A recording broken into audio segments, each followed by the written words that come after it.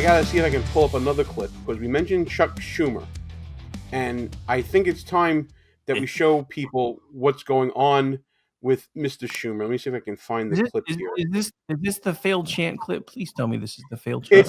But it's not only the failed chant clip; it's the CNN reaction to the failed chant clip. While Gene is looking for that, Senator Schumer is Gene's representative in Congress. Just throwing it out there. Well, in the Senate.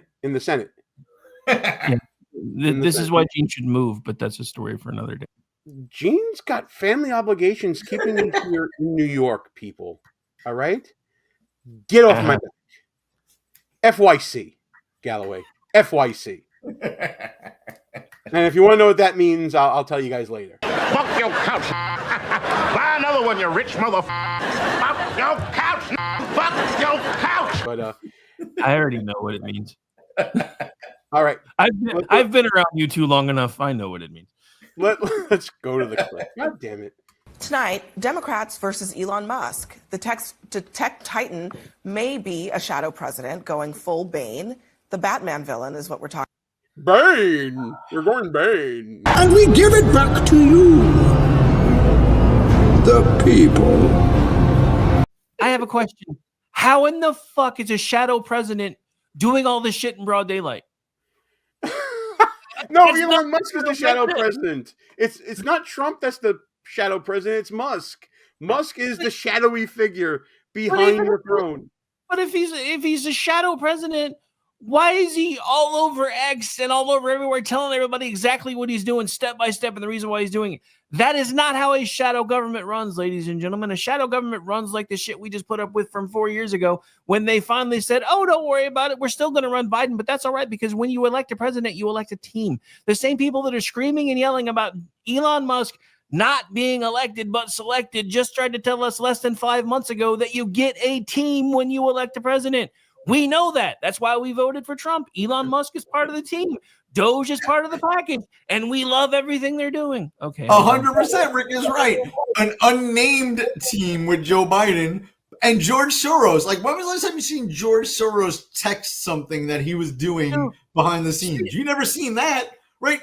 Elon Musk texts every day what he's doing. We follow him. We know what he's doing. We like it. Speaking of George Soros, did you see Spawn of Spooky Dude reposted fucking Schumer talking about the shadow government? I'm like, are you fucking kidding me? Are you serious right now?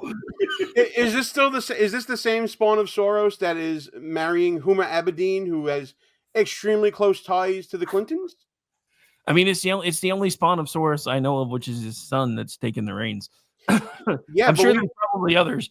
But being from the People's Republic of New York City, we know all about Huma Abedin and how she's actually been married off. She was married off to Anthony Weiner to keep close associations with him when he was rising, and then they got the divorce, and now she's being married off to Alex Soros now, Galloway. You know what that is, right? She's his handler. Of course, bro. Conduit. How does she only fall in love with powerful leftists that are going to achieve great power? Like, how is that possible, dude? Like, where does that happen? Hey. People can have a type, all right? That's her type. She can have a type. Yeah. That's a little too much on the nose. I'm telling you right now. I smell asset. Well, have you seen? Never. I was going to make a Huma Abedin nose joke, but I'm not going to do that. I'll let you guys do that in the comments. I mean, you pretty much did. So, well, don't point that out. Shit, man. Talking about here, crediting himself for returning power to the people while at the same time dismissing any criticism of anything that he is doing, calling all of his opponents cronies of the radical left shadow government.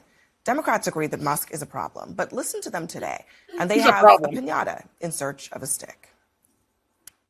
To our Republican colleagues, if you do not see the light, we will bring the fire.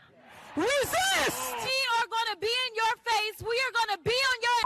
We have days to stop the destruction of our democracy. We have work to do. Tell Elon Musk to take his hands off your money. We don't pledge allegiance to the creepy 22-year-olds working for Elon Musk.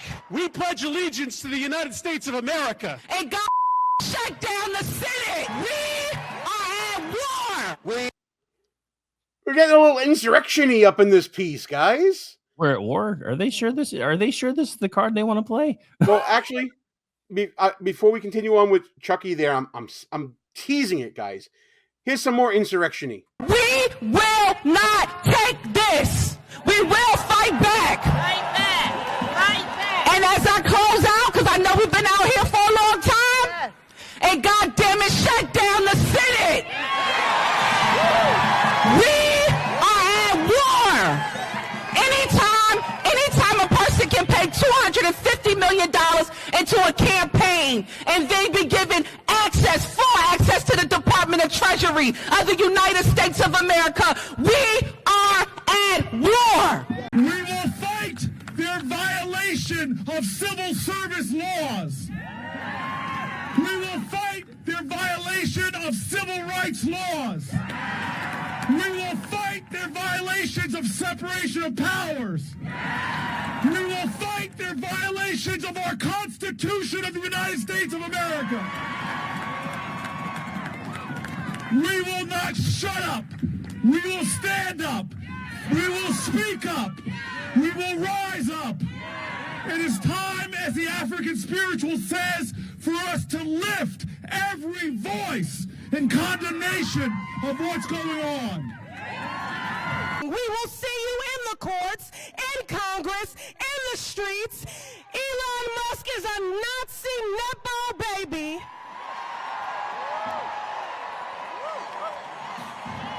A godless, lawless billionaire who no one elected. Elon, this is the American people. This is not your trashy Cybertruck that you can just dismantle, pick apart, and sell the pieces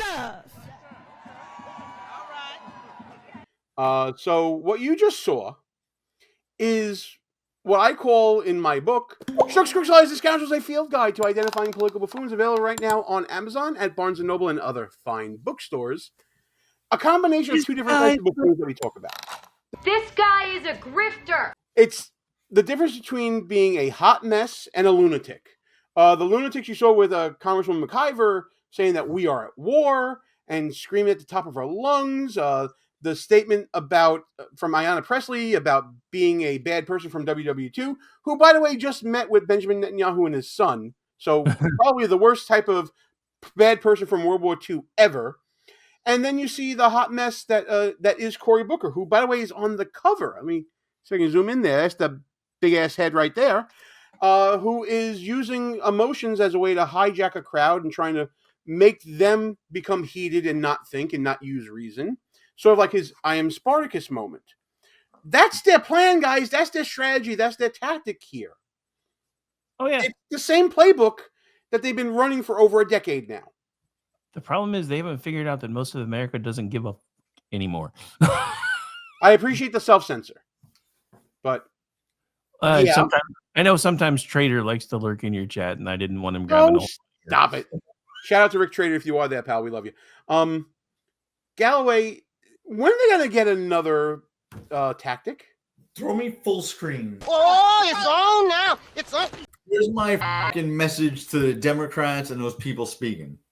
Bring it the fuck on. Right now, we're all Daniel Penny. We're all Kyle Rittenhouse. One side likes fucking guns. One side don't. You want a civil war? Bring it the fuck on. Because this is going to be a quick one. We're taking it all fucking back. And I said this last week.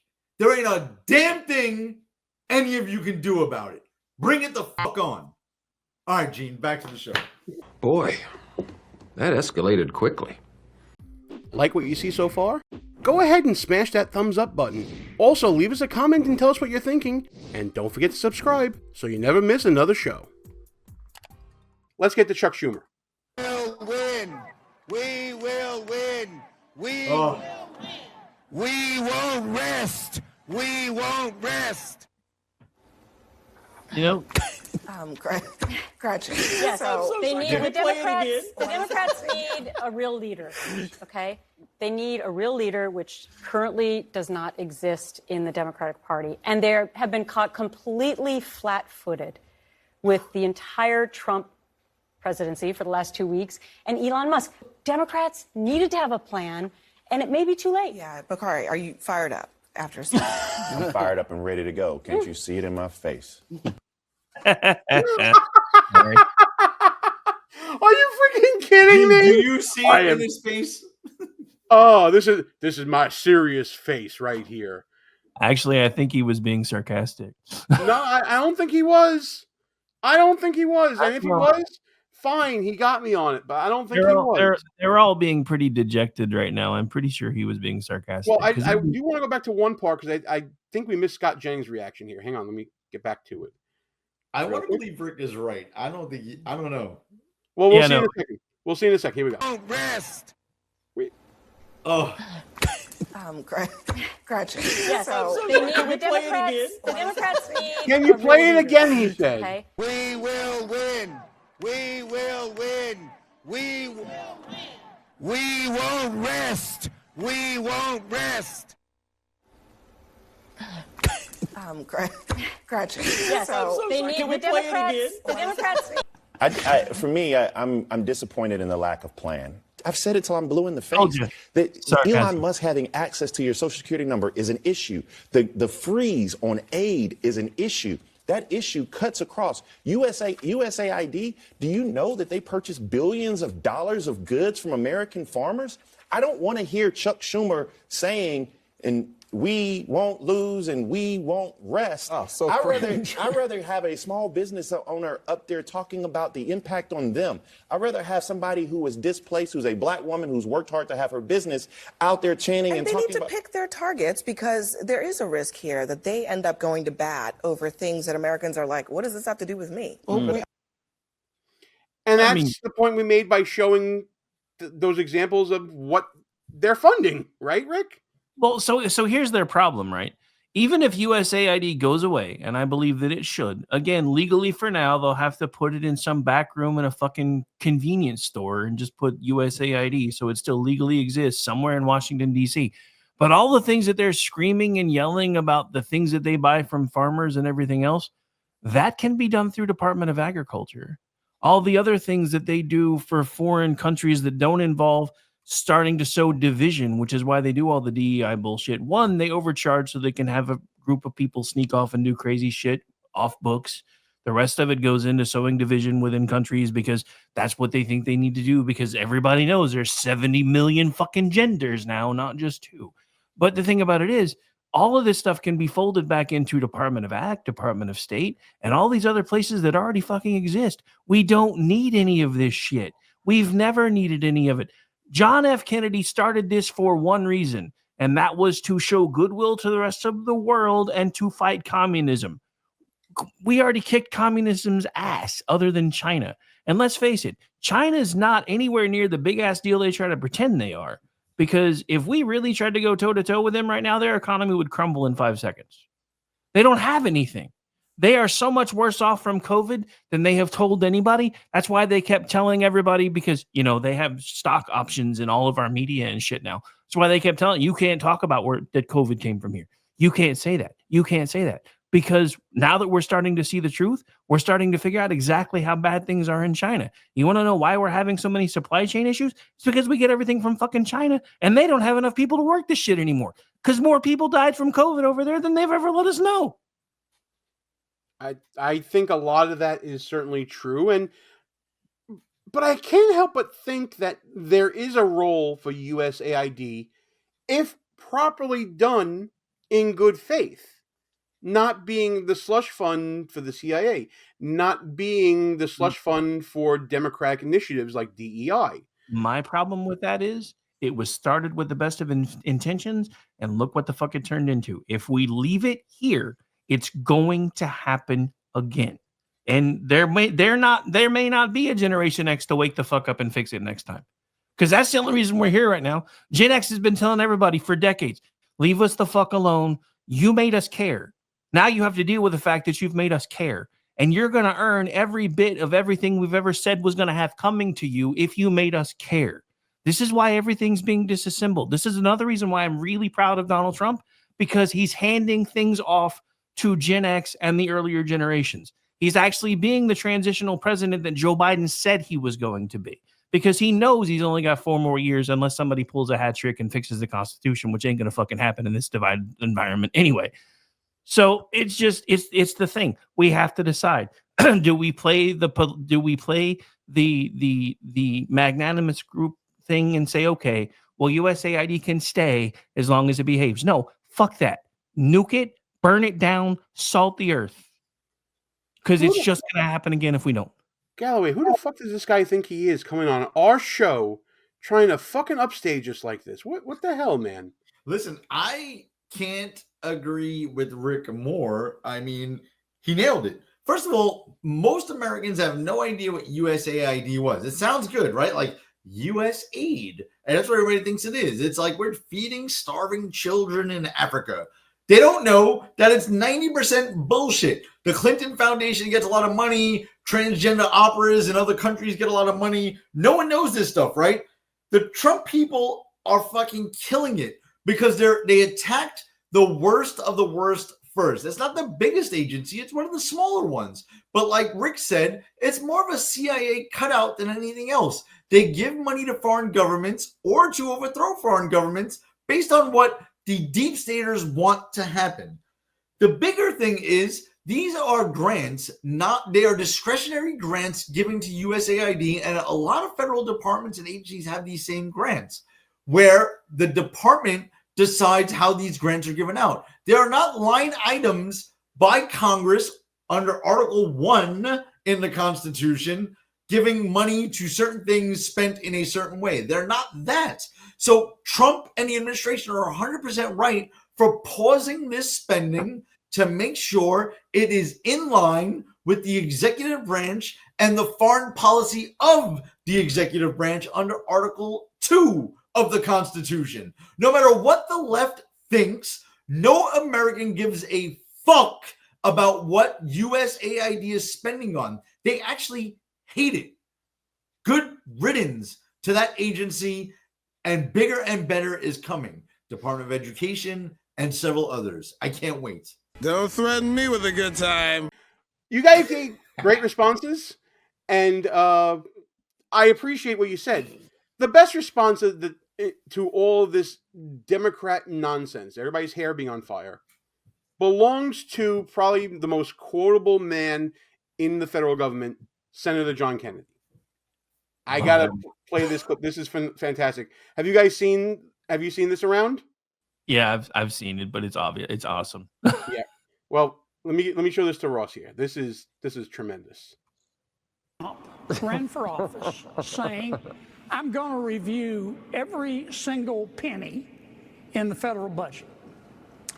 Now, how are you going to review the spending in the federal budget without reviewing the spending? And that's what Mr. Musk is doing. Now, many of my Democratic colleagues and some of the tofu-eating wokerati at the USAID are screaming like they're part of a prison riot because they don't want us reviewing the spending. But that's all Mr. Musk is doing, and he's finding some pretty interesting stuff. To my friends who are upset, I would say with respect, call somebody who cares. They better get used to this. It's USAID today. It's going to be Department of Education tomorrow. And really, here's what's going on. For 4 years under President Biden, the people in charge ask one simple question. Who needs to pay more in taxes? Who needs to pay more in taxes? Well, that's not the question that the Republicans and President Trump are going to ask. Our question is, what the hell happened to the money? And that's all that's going on. Like I said, he's the best. I love Senator Kennedy on this, guys.